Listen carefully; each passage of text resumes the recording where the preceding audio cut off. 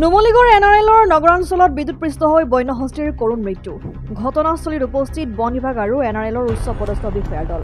ইতিমধ্যে গোলাঘাটৰ ডিএফঅ গৰাকী উপস্থিত হৈ মৰণোত্তৰ পৰীক্ষাৰ ব্যৱস্থা গ্ৰহণ কৰিছে। মৃত্যু হোৱা হাতীটো ৰহস্যজনকভাৱে এনআৰএল নগৰাঞ্চলৰ একাংশ বিষয়াই বন বিভাগ আৰু এনআৰএলৰ ঊৰ্ধ্বতন কৰ্তৃপক্ষৰ পৰা গোপনে ৰাখি পুতি পেলাইছিল। বন বিভাগে ঘটনাৰ খবৰ পাই ঘটনাস্থলীত উপস্থিত হৈ মৃত হাতীটোক খান্দি উলিয়াই মৰণোত্তৰ পৰীক্ষাৰ ব্যৱস্থা কৰিছে। ঘটনাস্থলীত স্থানীয় বিভিন্ন সংগঠনৰ লোক উপস্থিত হৈ সমগ্ৰ ঘটনা তদন্ত কৰি দোষী বিষয়াক শাস্তি প্ৰদানৰ দাবী উত্থাপন কৰিছে।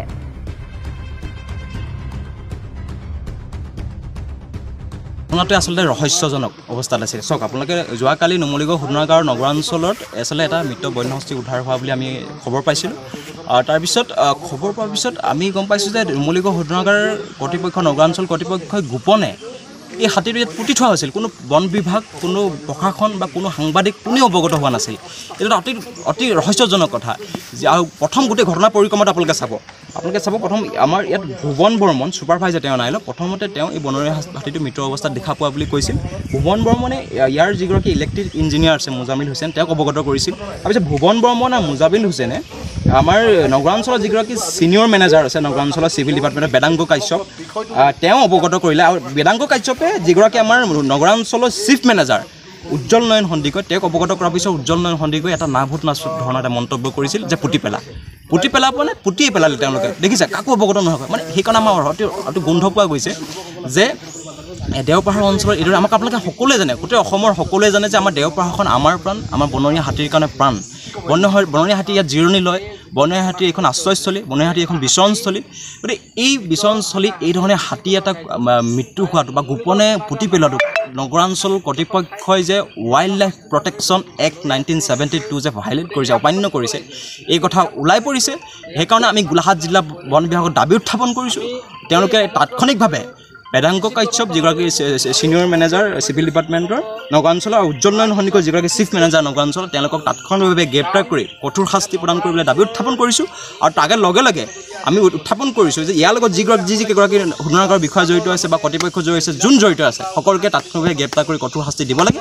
নহ'লে ইতিমধ্যে আমি অধিবক্তাৰ লগত কথা বতৰা আমাৰ হৈছে, যদি তেওঁলোকে তাৎক্ষণিকভাৱে গ্ৰেপ্তাৰ কৰাৰ ব্যৱস্থা নকৰে, একশ্যন নলয়, তেন্তে আমি যিসকল বিষয় জড়িত তেওঁলোকৰ ওপৰতো, আনকি বন বিভাগে যদি একশ্যন লয়, বন বিভাগৰ ওপৰতো আমি একশ্যন ল'ম আৰু মানে আমি পদক্ষেপ ল'ম আৰু আমি আদালতৰ দ্বাৰস্থ হ'বলৈ আমি বাধ্য হ'ম। এই কথা অতি স্পষ্টভাৱে আমি ক'ব বিচাৰিছোঁ। আৰু অসমৰ ৰাইজক অনুৰোধ জনাইছোঁ যে দেওপাহাৰখন দিনক দিনে এইদৰে ধ্বংসৰ গঢ়ালৈ গৈছে। একমাত্ৰ মানুহৰ আজি আপোনালোকে জানে যে আমাৰ দেওপাহাৰৰ যিটো দাঁতি কাষৰীয়া অঞ্চল, হাতী মানুহৰ সংঘাতে জৰ্জৰিত হৈছে, মানুহে খেতি কৰিব পৰা নাই, সাধাৰণ মানুহৰ মৃত্যু হৈছে, এদিন মানুহৰ মৃত্যু, এদিন বনৰীয়া হাতীৰ মৃত্যু, এই ধৰণৰ অৱস্থালৈ গুচি গৈছে। গতিকে আমি মানুহখিনি আমাৰ দেওপাহাৰখন বচাবৰ কাৰণে সকলোকে সংকল্প ল'বৰ কাৰণে পুনৰবাৰ আহ্বান জনাইছোঁ।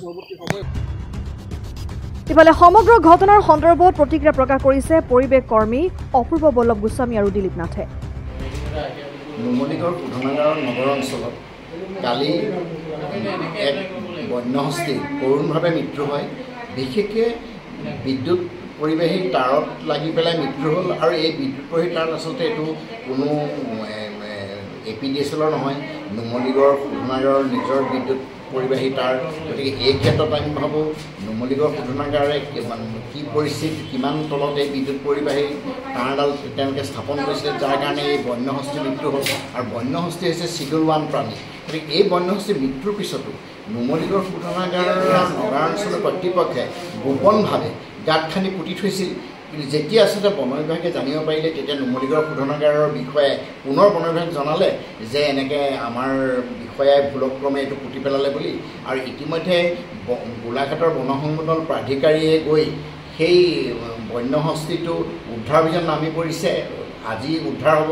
কিন্তু আমাৰ এইটোৱে প্ৰশ্ন হৈছে, যিজন বিষয়াই আচলতে এনেধৰণে তেওঁ চিডুল 1 এটা প্ৰাণীক গোপনে তেওঁ সেই গাঁত খান্দি পুতি চিনমোহৰ নাইকিয়া কৰি যিটো আচলতে এটা বিপথে পৰিচালিত কৰিব খুজিছে ৰহস্যজনকভাৱে। গতিকে এইটো এটা তদন্ত হ'ব লাগে। আৰু মই ভাবোঁ যিজন বিষয়া, তেওঁৰ বিৰুদ্ধে চৰকাৰে ব্যৱস্থা গ্ৰহণ কৰিব লাগে। আৰু এনেধৰণে যদি বন্যহস্তী মৃত্যু হোৱাৰ পিছত যদি গোপনে এনেধৰণে পুতি থাকে, কিমান ডাঙৰ এটা অপৰাধ। গতিকে মই ভাবোঁ এই ক্ষেত্ৰত বন বিভাগ আৰু জিলা প্ৰশাসনে তৎকালীনভাৱে ব্যৱস্থা কৰি দোষী যিসকল বিষয়া তেওঁলোকৰ বিৰুদ্ধে বিহিত ব্যৱস্থা গ্ৰহণ কৰিব লাগে। NRL শোধনাগাৰত যি বনৰীয়া হাতী মৃত্যু হ'ল, এই বনৰীয়া হাতী মৃত্যু হোৱাৰ পিছত NRL শোধনাগাৰৰ কৰ্তৃপক্ষই বন বিভাগ তথা প্ৰশাসনক নজনোৱাকৈ যি পুতি থৈ দিলে, এই পুতি থৈ দিয়া কথাটোক আমি গৰিহণা দিছোঁ। লগতে বন বিভাগৰ বিষয়া তথা DFO ডাঙৰীয়াক আমি অনুৰোধ কৰিছোঁ, অনতিপলমে এইটো এটা মাৰ্ডাৰ হৈছে, মাৰ্ডাৰ কৰা হাতীটো অৰ্থাৎ এজন বিষয়াই বন বিভাগক অৱগত নকৰাকৈ নুমলীগড় শোধনাগাৰৰ যোনজন কৰ্তৃপক্ষই এই হাতীটো পুতি ৰাখিছিল, যিখন JCB দি গাঁত খান্দিছিল, সকলোকে অনতিপলমে গ্ৰেপ্তাৰ কৰিব লাগে। আৰু লগতে নুমলীগড় শোধনাগাৰৰ ওপৰত প্ৰায় 20 কোটি টকা ক্লেইম কৰিব লাগে যে নুমলীগড় শোধনাগাৰে কোনো অৱগত নকৰাকৈ এটা বনৰীয়া হাতী বিদ্যুৎ তাৰত লগাই হাতীটো মৃত্যু কৰিছে। লগতে বন বিভাগ তথা প্ৰশাসনক অৱগত নকৰাকৈ অতি নিৰ্লজ্জভাৱে হাতীটো কোনো PM নকৰাকৈ যিজন বিষয়াই হাতীটো গাঁত খান্দি পুতি ৰাখিছিল তেওঁৰ ওপৰত অনতিপলমে আৰক্ষী তথা বন বিভাগে গোচৰ তৰি তেওঁক গ্ৰেপ্তাৰ কৰিবলৈ মই অনুৰোধ জনাইছোঁ। নুমলীগড় ব্যুৰো, জননী লাইভ।